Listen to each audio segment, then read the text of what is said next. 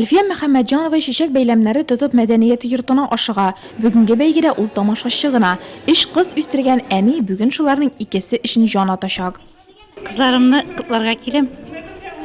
Ике кызым да акыллы, тәртипле, акыллы балалар, тәртипле әниләр, ирләренә яраткан хатыннары.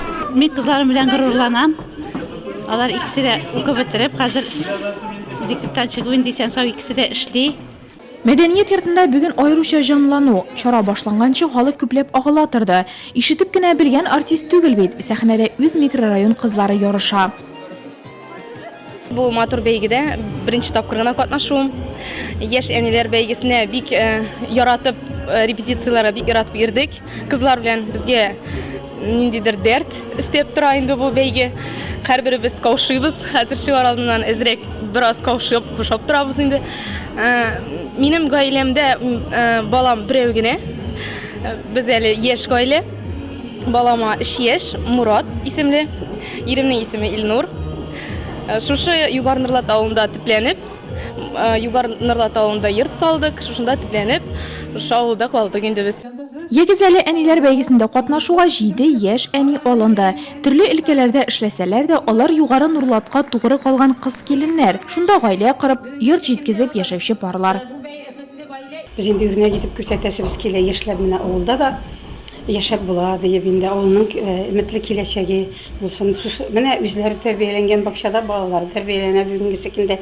Менә ничектер буыннар көмеш чылбырын бәйлисе килде инде. Менә шул максаттан кемнедер өстен куеп, монда кемгәдер ниндидер теге җиңүче таҗы кидерү безнең максат. Номинациялар булачак.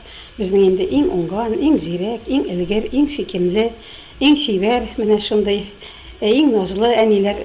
Сәхнәдәге ханымнарга төрле сынауларны узу белән бергә бәйге оештыручысының сорауларына да җавап бирергә туры килде. Яшь әниләр балаларына исем кушканда ниндиен сайлаган, кем белән киңәшләшкән һәм сабыйларның исеме нинди мәгънәгә ия. Югары Нурлат гүзәл затлары төшеп калганнардан түгел, биремнәрдә кошап калмады. Мөселманча матур итеп яулык та бәйләде, никах күлмәкләре киеп сәхнәгә дә чыкты.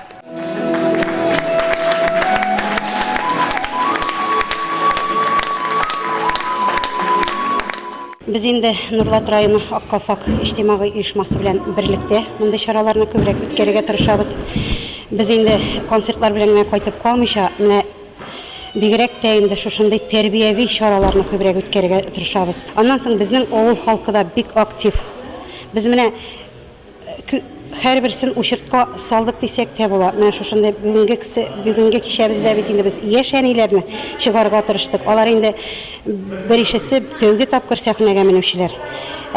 Киләсесенә тагын да шушындый планнарыбыз бар. Шушындый үрнәк гаиләләрне инде парлап чыгарга.